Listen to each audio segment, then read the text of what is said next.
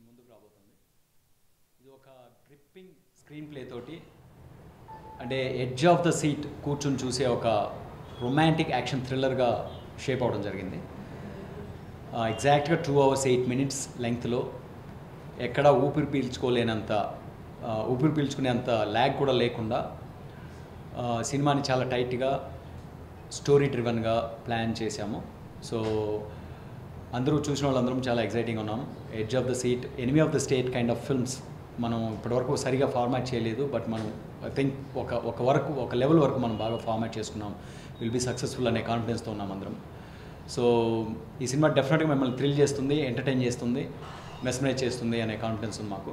Hope you'll all watch it and blesses with a success. కథ, hero నా ఉద్దేశంలో రెండు ఒకటే. కథ అనేది ఎప్పుడు ఒక ప్రాబ్లం. సో ఆ ప్రాబ్లంకి ఒక దారి చూపేవాడు, ఒక సొల్యూషన్ చెప్పేవాడు హీరో అవుతాడు. సో ప్రాబ్లం ఉన్నప్పుడే సొల్యూషన్ ఉంటుంది. సో డైనమైట్ అనేది ఒక స్ట్రాంగ్ స్టోరీ బేసిస్ ఉన్న ఫిల్మ్. సో అందులో hero characterization and definitely Vishnu's performance ఇవన్నీ కూడా ఒక ప్రాపర్ బ్యాలెన్స్లో ఫామ్ అయ్యి ఒక ఇంట్రెస్టింగ్ అండ్ ఎన్గ్రాసింగ్ ఫిల్మ్ లాగా ఉంటుంది అనిపిస్తుంది అందరికీ.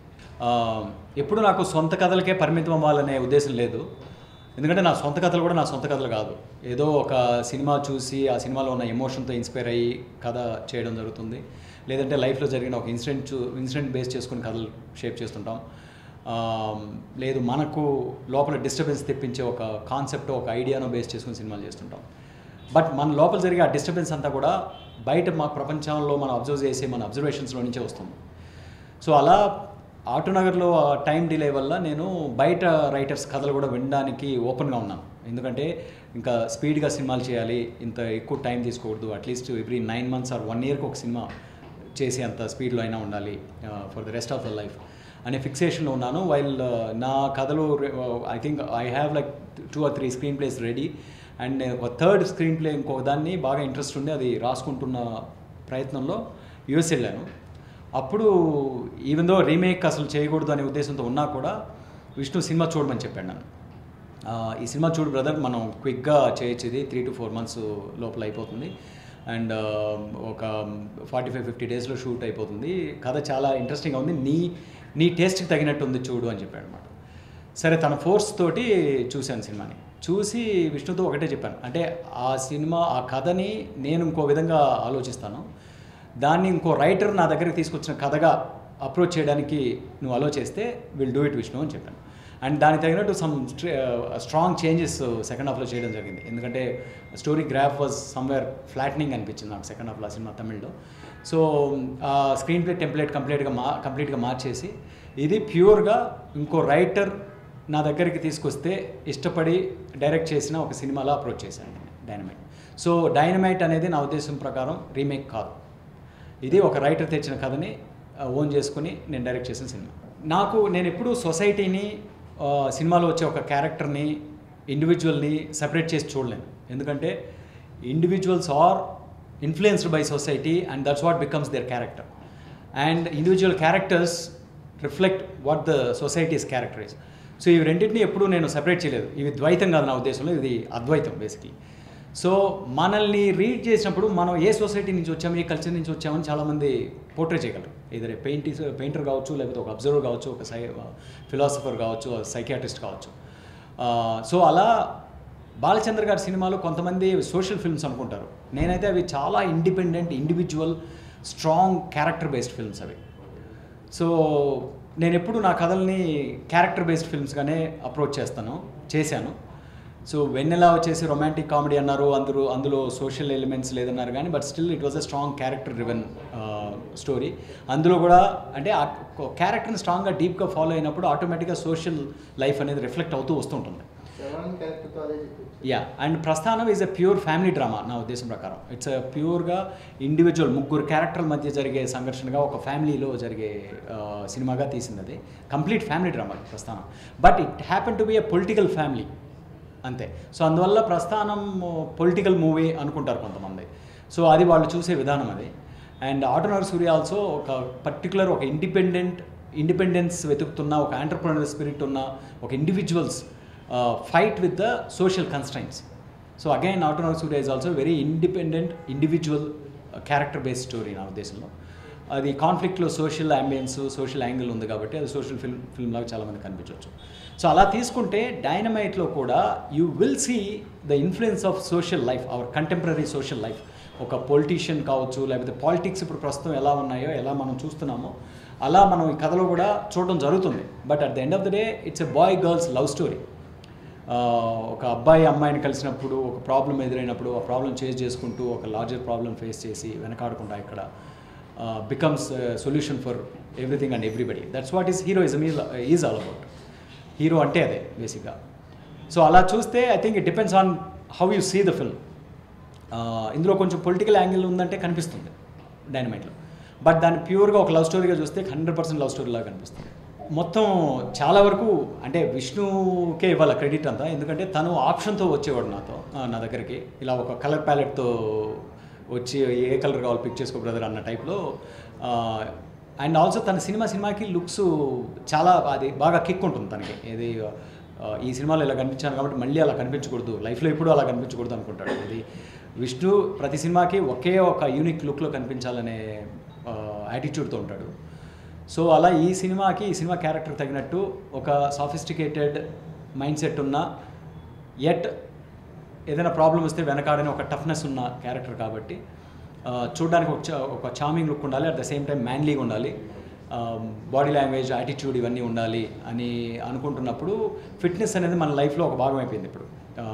యూ సీ సినిమాల్లోనే కాదు, మనం బయట రోడ్డు మీద వెళ్తుంటే 10 మందిలో ఒక ఇద్దరు 6 ప్యాక్లు కనిపిస్తున్నారు ఈ మధ్య సిటీలో ఎస్పెషల్లీ. సో అలా ఉన్నప్పుడు ఫిట్నెస్ అనేది లైఫ్ స్టైల్ అయిపోయింది కాబట్టి let this character be very fit because there is an athletic journey for the character throughout the story. So అలా అనుకున్నప్పుడు ఇవన్నీ ఫామ్ చేసుకుని తను వచ్చి ఆప్షన్స్తో వచ్చి and also it took couple of months break. మేము సినిమా అక్టోబర్లోనే స్టార్ట్ చేయాలనుకున్నాము. జస్ట్ ఎక్స్ట్రా ఫిజికల్ ట్రైనింగ్ కోసం తను ఇంకో 2 months బ్రేక్ తీసుకుని మిడ్ జనవరిలో సినిమా షూట్ చేయడం జరిగింది. అండ్ గెడ్డం కానీ టాటూ కానీ ఆప్షన్స్ అన్నీ కూడా తనే కంపోజ్ చేసి రిపీటెడ్గా 2-3 వర్షన్స్ చూపించినప్పుడు ఫైనల్గా ఇక్కడ ఫిక్స్ అయ్యామన్నమాట. యాక్చువల్గా హీరో ప్రొడ్యూసర్ ఒకరే అవడం వల్ల డెఫినెట్గా అడ్వాంటేజెస్ ఉంటాయండి. ఎందుకంటే ఓన్ చేసుకుంటాడు, ప్రొడ్యూసర్గా తను ఓన్ చేసుకుంటాడు. ఎందుకంటే తన ప్రొడ్యూసర్గా తన ఇంట్రెస్ట్ ఎంత స్ట్రాంగో హీరోగా కూడా అంతే స్ట్రాంగ్ ఉంటాయి కాబట్టి ఆ కాన్ఫ్లిక్ట్ అనేది ఎలిమినేట్ అయిపోతుంది, ఆ గ్యాప్ ఎలిమినేట్ అయిపోతుంది పూర్తిగా.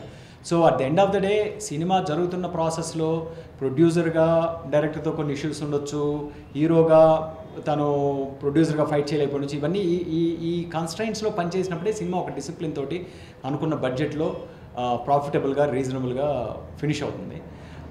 ఆ లాజిక్ ప్రకారము ఇట్స్ ఏ హ్యూజ్ స్ట్రెంగ్త్. అంటే హీరో తనే ఉండి ప్రొడ్యూసర్ తనే అవడం అనేది చాలా పెద్ద స్ట్రెంగ్త్. ఎందుకంటే సినిమా బాగా తీయడం ఒకటి, బాగా తీయడంతో పాటు దాన్ని ఎకనామికల్గా ఎఫిషియెంట్గా ప్రాఫిటబుల్గా తీయడం ఒకటి. ఈ రెండు 50-50 equally important even for directors career also. So ఆ విధంగా ఐ థింక్ ఈ మూవీ వచ్చేసి extremely positive influence or effect on my career also అనుకుంటున్నాను. మాటలు వచ్చేసి డైనమైట్లో మోర్ ఆఫ్ కొంచెం వెనిలా స్టైల్ సింపుల్ డైలాగ్స్ ఉంటాయండి. Prasthanam Autonagar Surya because they are hugely stage dramas కాబట్టి కాన్ఫ్లిక్ట్లో ఇన్డెప్త్గా ప్రతి క్యారెక్టర్ నుంచి ఏదో ఒక ఫిలాసఫికల్ యాంగిల్ డీప్గా చూసిన కథలు కాబట్టి అందులో ఉన్న డైలాగ్ స్టైల్ వేరు. Dynamite will have more of నా సినిమాల్లో vanilla style of dialogue orientation ఉంటుంది సింపుల్గా. ఎందుకంటే కథ వచ్చేసి ఎప్పుడు పరుగు పెడుతూ ఉంటుంది కాబట్టి they have to be short and quick and effective dialogues. So you will see lot of simple and effective dialogues అనిపిస్తుంది డైనమైట్లో. The whole story is centred through the heroine. ఎప్పుడైనా అంటే అది ఒక యాడెడ్ బ్యూటీ డైనమైట్ సినిమాకి. ఎందుకంటే చాలా వరకు మన సినిమాల్లో మొత్తం వన్ సైడెడ్గా ఉంటున్నాయి. కంప్లీట్గా హీరో చుట్టూనే కథ తిరగడం జరుగుతుంది. బట్ హీరోలు అందరూ హీరోయిన్ చుట్టూ తిరుగుతుంటారు. ఐ మీన్ అబ్బాయిలు అందరూ కూడా మన లైఫ్ అంతా అమ్మాయిల చుట్టూ తిరుగుతుంది. మన అమ్మ కావచ్చు, చెల్లి కావచ్చు, లేకపోతే మన లవ్ కావచ్చు. సో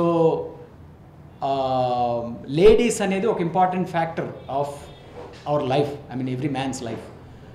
అలాంటప్పుడు ఒక కథలో లేడీకి ఉండాల్సిన ఇంపార్టెన్స్ ఆ 50% బ్యాలెన్స్ లేదు చాలా వరకు మనం చేసే almost 90% of stories that we make.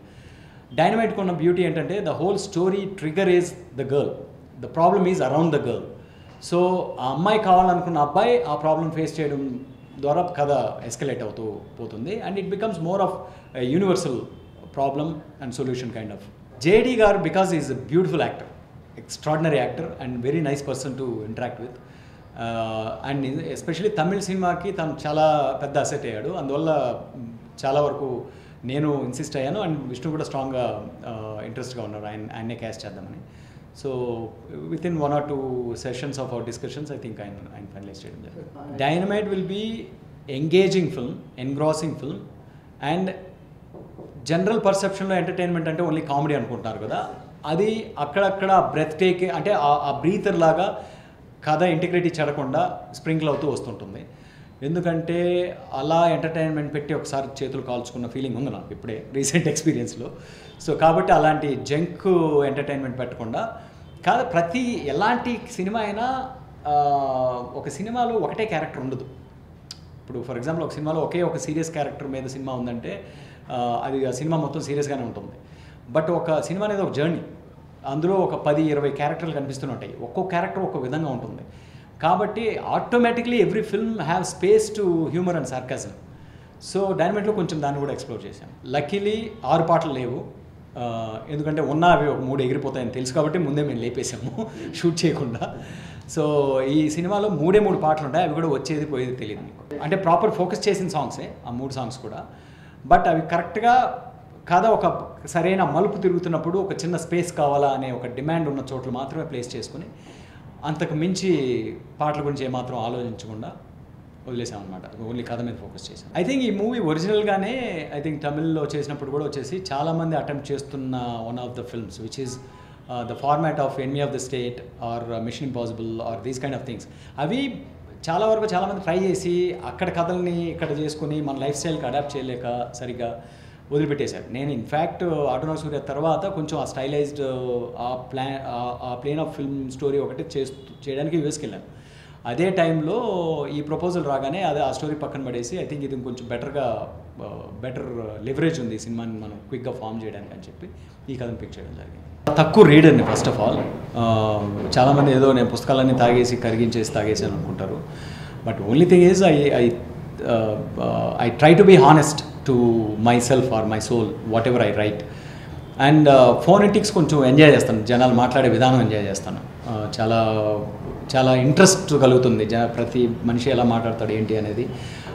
ఇమీడియట్గా ఐ థింక్ ఆ మనిషిలా మాట్లాడడం చేయగలం కొంచెం ఒక రకంగా.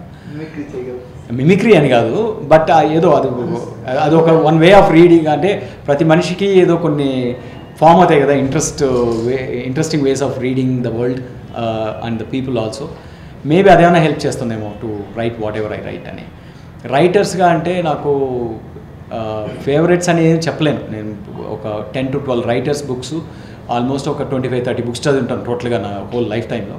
ఎందుకంటే చాలా స్లో ఇన్ రీడింగ్ విషయంలో నేను చాలా స్లో. ఎక్కువ ఐఎమ్ విజువల్ పర్సన్, ఎక్కువ సినిమాలు documentaries across the world foreign లాంగ్వేజ్లోనూ ఇవన్నీ చూసి ఎంజాయ్ చేయడం ఇష్టం నాకు. ఒక పర్టికులర్ రైటర్ అని చెప్పలేను, బట్ సమ్ ఆఫ్ ద ద్విపదలు రాసిన దాశరథి గారు, శ్రీశ్రీ అవన్నీ అందులో ఉన్న ఒక రిథము, ఒక excitement of articulation and expression బాగా నచ్చేవి స్కూల్ డేస్లో. అన్ని వర్షన్స్లోనూ బాగా హ్యాపీగా ఉన్నాడు అనుకుంటాను నేను విష్ణుని. అంటే that's the happiness is expressing and I trust that. Actually Mohan Babu గారు షేక్ హ్యాండ్ ఇచ్చి హక్ ఇచ్చి చాలా బాగా తీసావు, చాలా ఏం టెంపో మెయింటైన్ చేసావు, ఇలాంటి మాటలు చాలా చెప్పారు. అండ్ నేను మళ్ళీ పక్కన చెక్ చేసుకుంటున్నాను. ఆయన ఎప్పుడు నెగిటివ్స్ ముందు చెప్తారు, పాజిటివ్స్ తర్వాత చెప్తారు. కాబట్టి నెగిటివ్స్ లేకుండా డైరెక్ట్గా పాజిటివ్స్కి వెళ్ళిపోయారు. సో ఈ మధ్యకాలంలో ఆయన మోస్ట్ ఎగ్జైటింగ్గా ఫీల్ అయిన ఫిల్మ్ ఇదే అని చుట్టుపక్కల వాళ్ళు చెప్పారు. సో ఆయన కూడా అడిగాను పర్సనల్గా తర్వాత, సార్ మీరు జెన్యున్గానే హ్యాపీయా అని అంటే ఈ వాజ్ వెరీ హ్యాపీ. మెసేజ్ లేదండి. మెసేజ్ ఆల్వేస్ వన్ డైమెన్షనల్ అవుతుంది. ఏదన్నా ఏం చెప్తాం మెసేజ్, ఆల్కహాల్ తాగొద్దు, స్మోకింగ్ చేయొద్దు అంటే మెసేజ్ ఇస్తే ఏమవుతుందంటే మనం స్మోకింగ్ యాడ్ లేకపోతే ఆల్కహాల్ యాడ్లా అవుతుంది సినిమా కూడా. దాన్ని ఎంత కామెడీ చేస్తామో చూడండి మనం. I hope you enjoy dynamite. Telugu cinema characteristic and landscape మారుతూ ఉంది. అలా మారుతున్న ల్యాండ్స్కేప్లో డైనమైట్ కూడా ఒక ఇంపాక్ట్ఫుల్ పాజిటివ్ చేంజ్ని తీసుకొచ్చే సినిమా అవుతుంది అనే కాన్ఫిడెన్స్ అందరికీ ఉంది. హోప్ఫుల్లీ మీరు చూసి మీరు కూడా మా కాన్ఫిడెన్స్కి ఓటేస్తారనే ఉద్దేశంతో I'm encouraging you to watch dynamite. Thank you.